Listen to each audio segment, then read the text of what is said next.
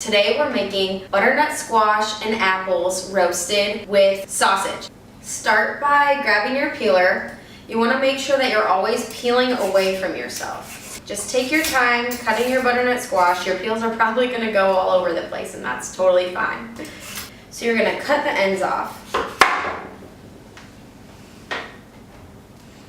Both sides. And then you're going to cut it right down the middle. I like to stand mine up for this. It's usually a little bit easier. You get some more, I guess, leverage. Voila! So you're just going to scoop these out. And what's really good is once you scoop these out, you can either toss them, but I like to set them aside and roast them in the oven with some like olive oil, salt, and pepper, and it's a really good snack. So now that I have my two halves, I'm simply going to cut them into chunks. Use your sharp knife again. You want to make sure you can cut all the way through.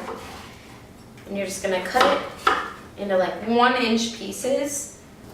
The one trick I want to say about cutting this squash is making sure that you cut all of your chunks into similar sizes, because when they go in the oven, you want to make sure that they're baking evenly. We've got all of our squash chopped. Now we're going to move on to the apples. The way I like to chop my apples, I'm going to get a smaller knife for this. We don't need quite as big of a one, but I like to take 2 pieces off of each side.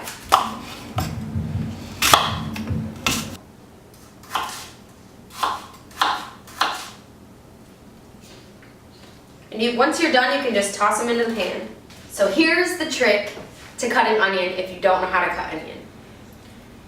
Cut off the ends and you've got it upright.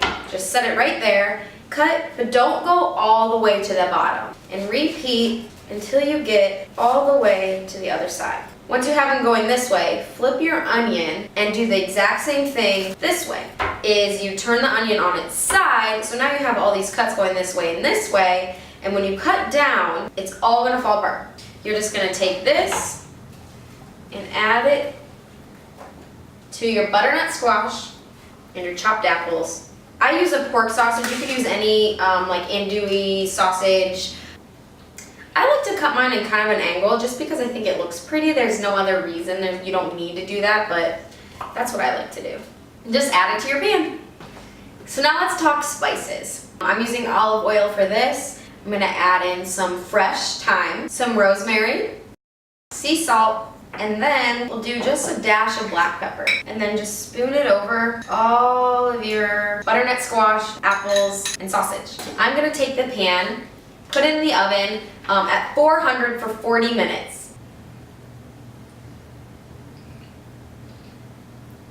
It's so good.